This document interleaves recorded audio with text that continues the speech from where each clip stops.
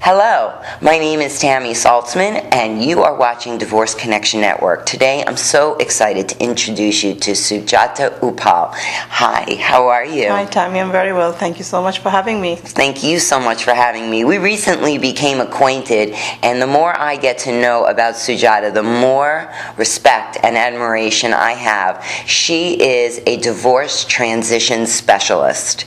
She helps women own their truth and empower themselves as they're going through the transition of divorce, which can be very dramatic and really debilitating a lot of times. Yes. And so Sue's going to tell us a little bit about empowerment and helping women to overcome the fear of getting divorced as opposed to staying in a horrible marriage, because we know.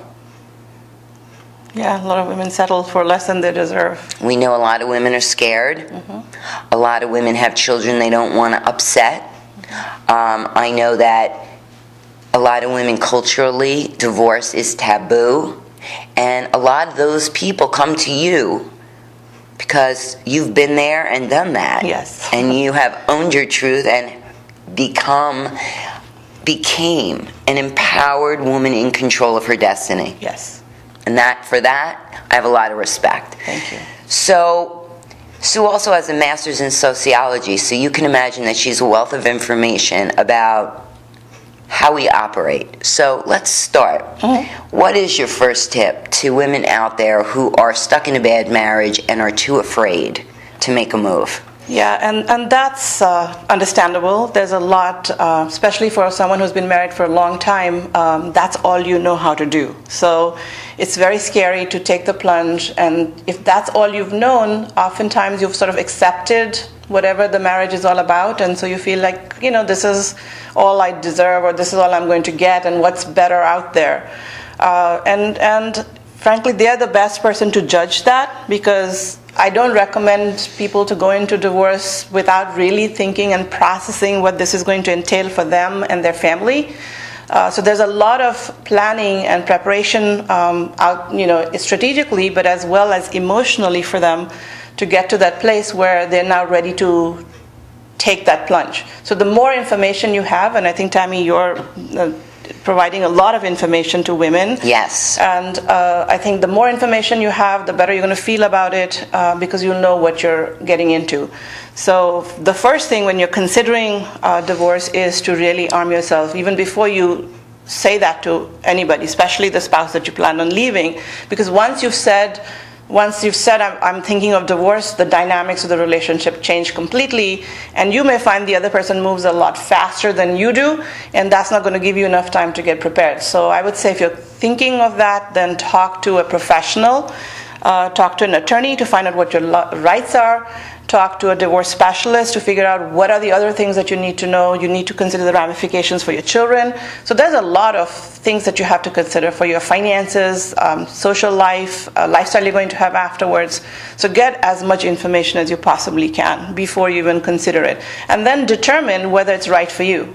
Sometimes you may decide that you haven't really done everything that you need to work to go through this for the marriage, because we get emotional. We say, well, I'm leaving this, and then you find out the reality, and they say, well, maybe not. Maybe he's not so bad, and maybe he isn't. And I say he because I primarily work with women. That's okay. And besides, if you have children, you kind of want to give it your whole to keep the marriage. So. Yes, there's a lot of layers of preparation that go into how to empower yourself. Yes. So, if you find yourself sad, angry, crying a lot of the time in your marriage, then probably you need to address that, because that is not the right way to live, and that's not, being unhappy is not what marriage is about. And so that's the first step, is recognizing whether or not you're happy or not. And then when you realize that there are issues, you may want to write a list of what your issues are, what issues you have. Maybe you can speak with your spouse and see if you can go to counseling, or you can start counseling on your own, which the more changes you make within yourself will a different reaction. It forces change in the relationship. So especially if you have children, you would want to try to work on your marriage marriage and use divorce as a last resort, and you help women, you coach them, Yes. not just in getting divorced, but also on preventing a divorce. You know, maybe what you can do in your relationship that will help you reconnect with your spouse so you could avoid divorce altogether. Well, and the beauty of it is that whether you're getting divorced or not, whether you stay in the marriage or decide you want to leave, the relationship that you have to work on most is your relationship with yourself. With yourself. So you have to, if you're going through some things emotionally or in your life, you have to look at yourself. It's never about the other person, even when it is. So really, you have to say, okay, what's my part in it? And I don't use the word fault because that's like a derogatory term. I say part because it's like with your partner, you're in a dance. And so you're doing your steps while they're doing theirs. And so you need to figure out what steps you need to change in order for the relationship to change. And if you change those steps and then the divorce still needs to happen, then you figure out a way how you're going to go about it, thinking about your best interest and that of your children, you know, in mind. And that's a very good analogy, the dance. Mm-hmm. My mother used to say relationships are like dancing. Mm-hmm. You know, so if you've been doing the waltz in your marriage all this time and all these years of doing the waltz, and all of a sudden you want to switch it up a notch and do the cha-cha or the foxtrot, Right. either your spouse is going to follow your lead and dance your dance, or you're going to keep stepping on each other's feet and you're going to need to find a different dance partner. Right. So I like that analogy. It's a good one. So that's the first step. Then, you know, arm yourself with knowledge. So where are all your bank accounts? Where are all your investment accounts? Who is your CPA? Do you have life insurance?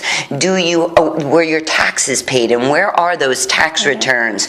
And do we have a Florida prepaid college plan for the kids? And who is the primary person on that? Do I have credit in my own name, or is all my accounts in my husband's name? These are very important. Gathering your life information. Where is the deed? Where is the mortgage? Where is the note? What is my house worth? What do we owe? Where could I move? What school district is important? These are all the questions that you need to start to think about as you make a decision as to whether or not to divorce. And so someone who helps you with this is Sue, and there's plenty of videos in the archives that will trigger great information and questions you should be asking yourself. Yes, and really, as you went through that list, you can imagine how overwhelming that is. And that's part of the reason why we don't even want to start with that process, because it's overwhelming to think about it, let alone do it. And that's where the help comes in. And this is just before you start the process of divorce. And so now you've made that decision. And how are you going to feel empowered through that? And really, I have 3 tips which I'm going to quickly share. Because I think they're very critical to being empowered. And by empowerment, I mean a woman keeping her sense of self intact as she goes through the process, so she doesn't lose her self-worth, her feeling of belief in herself, her self-esteem. So the first thing you want to do, because this is going to, whether you're prepared or not, it's going to be emotional. This is a huge life change, and it's going to be very, very emotional for you to go through this. So you need to manage your emotions. And by that, I mean you need to either talk to a therapist.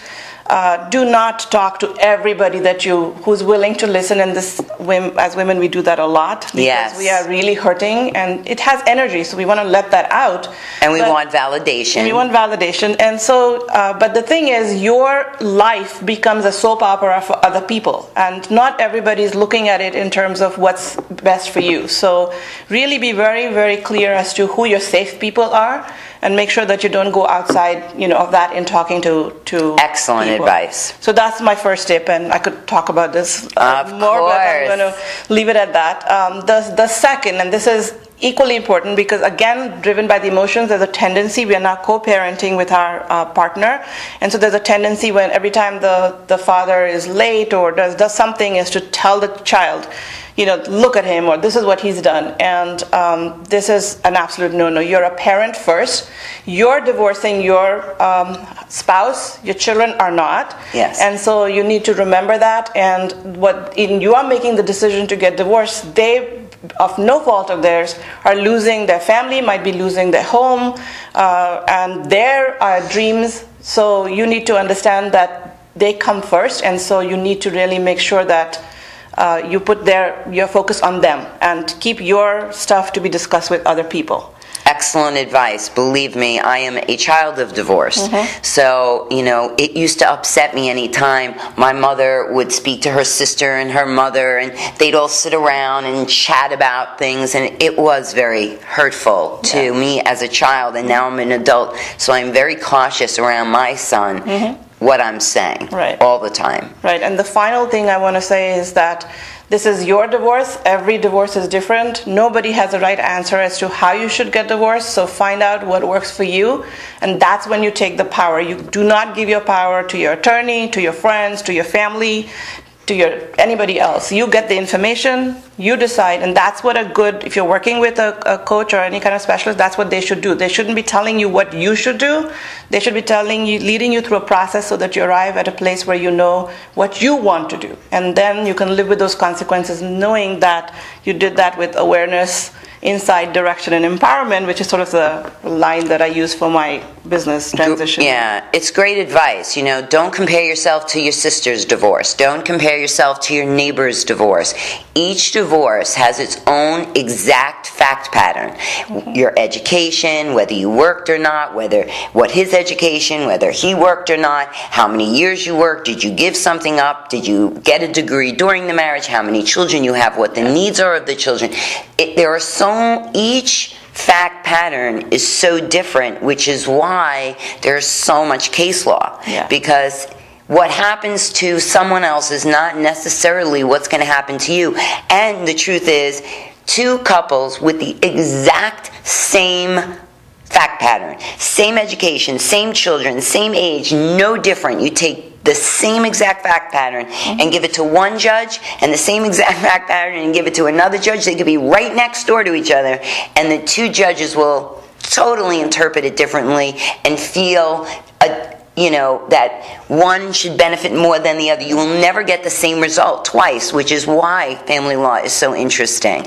And why sometimes you specifically need someone like yourself who can help guide you through. Also keep in mind there are a lot of attorneys out there that will, like myself, who will offer you a 1-hour free consultation. During that consultation, you'll learn what your best day in court is going to look like and what your worst day in court, and somewhere in between is the compromise. Yes, and really the way you navigate the transition is the way where you will end up later on, the entire process of going through the divorce, because it is a process. So the choices you make are going to impact your future. You can find Sue's information on our website at divorceconnectionnetwork.com. Sue, thanks so much for coming in. Thank you. Really, love to have you here. Yeah. Thanks for watching, and we'll see you next time.